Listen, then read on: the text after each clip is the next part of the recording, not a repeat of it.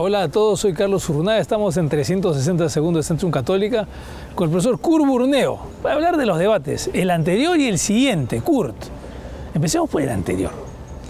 La parte económica, ¿no? Los primeros 18 minutos, 16 minutos del debate del domingo pasado, el que nadie ha hablado por el tema político. ¿Qué te pareció el debate, este enfrentamiento entre Cuba, ¿no?, y Torne? Bueno, en mi opinión era más o menos previsible que Elmer hiciera prevalecer su condición de estar más afincado aquí en el Perú. No hay que olvidar que Alfredo Torne ha trabajado mucho tiempo en México en un banco de inversión, JP Morgan. En cambio, Elmer Cuba ha hecho toda su carrera fundamentalmente aquí. Es una persona que no solamente conoce, digamos, de temas macro y microeconómicos, sino tiene la posibilidad de explicarlos en términos simples. Y eso es un elemento importante de acercamiento al ciudadano, para ser entendido. ¿Cuál fue el punto fuerte de Cuba? El punto fuerte básicamente, digamos, estuvo curiosamente en las críticas que le hace al programa de Alfredo, cosa que no pudo replicar Alfredo Torne.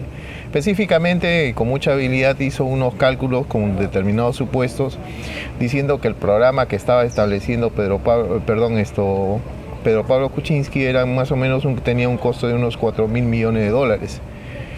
Lo lógico, lo que uno esperaría es que retruque el contrincante haciendo un cálculo similar. El déficit fiscal 6%. Exacto. Entonces, la lógica de este tipo de debates es que son debates ciertamente se dicen técnicos, que tienen un sustrato técnico, pero el componente político es importante.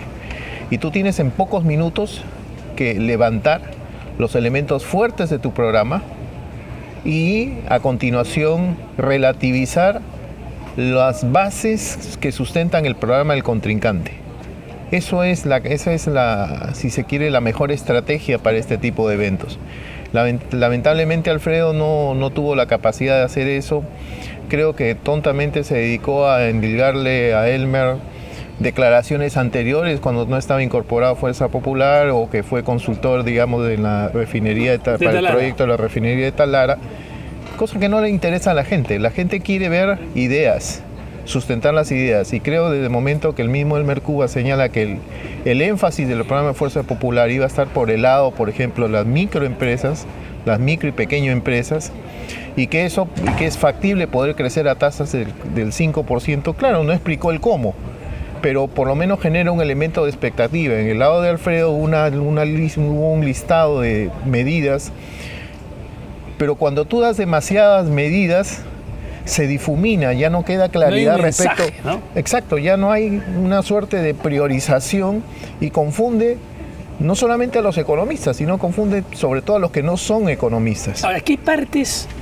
Yo hago un cambio, a ver, en entrevistas uno puede jugar con cosas. Yo hago un cambio, sale Alfredo, entra Kurt, debate con Elmer, ¿no? ¿Qué partes del programa, en un debate con Elmer, tú defendiendo el programa de PPK, hubieses resaltado, hubieses destacado o hubieses atacado? El déficit proyectado para el 2016 está más o menos en 2.4% del PIB y en un contexto de deuda externa creciente. ¿De qué manera se van a financiar todo el conjunto de fondos que ellos ofrecen, digamos, para una serie de estamentos? Porque la plata que sirve para financiar los fondos no caen del cielo. Tienen que tener una fuente de origen, una fuente de financiamiento.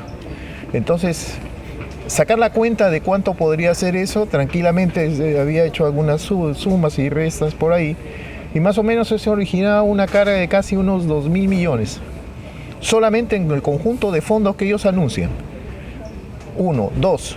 La insistencia de que la informalidad se reduce solamente por reducciones de impuestos, cuando la lógica del informal es que sigue como informal no solamente porque no paga impuestos, sino porque el constituirse informal no le genera mayor beneficio cierto. Para decirlo en otras palabras, el suponer que porque yo voy a rebajar las tasas impositivas y eso va a ser la varita mágica que me permite convertir al informal en formal es un error, porque no estamos mirando el otro lado de la ecuación. En lo concreto, el otro lado de la ecuación es qué beneficios ciertos le ofreces al informal para inducirlo a que se constituya informal. Ese es un excelente tema. Incentivos. ¿Qué incentivos se le puede ofrecer en la coyuntura actual, siendo autoridad en el terreno económico, a los pequeños empresarios, microempresarios, para que se formalice. Tú utilizas, por ejemplo, lo que es la banca del Estado, y a través de la banca del Estado, en primer lugar, o si quieres alternativamente, digamos, en el caso de utilizar la banca de segundo piso, que es COFIDE, establecer líneas de financiamiento, pero no estamos hablando del beneficio de ser formal en ser sujetos de crédito.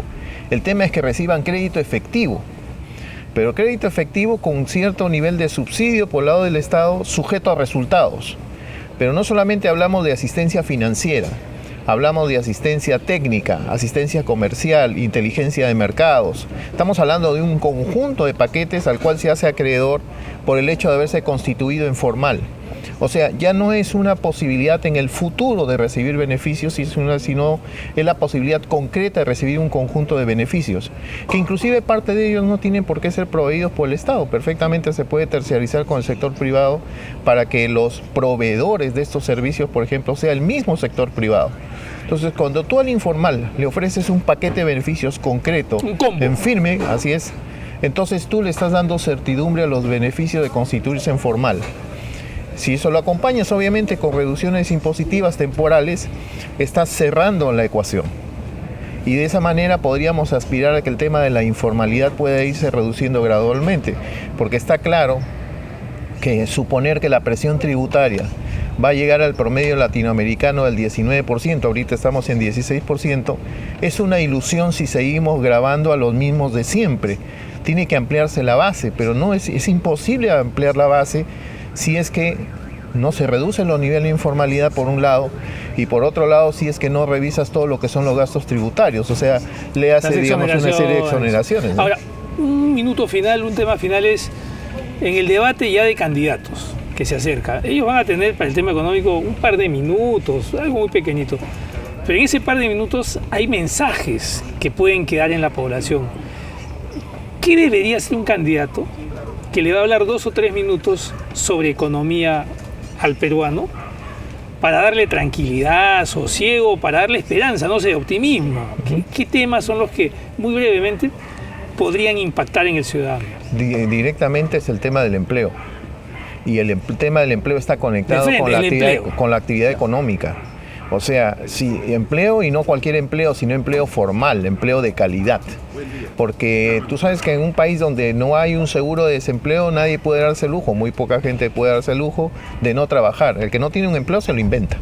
Entonces el Estado tiene que promover condiciones para el empleo formal, y eso está relacionado con el tema de la informalidad que conversamos hace algún minuto, pero también está conectado con el tema de cómo reactivar la economía, cómo salir de la empantanada tasa de crecimiento de 3,5% o 3,8% en el mejor de los casos, porque no avanzamos mucho con esas tasas.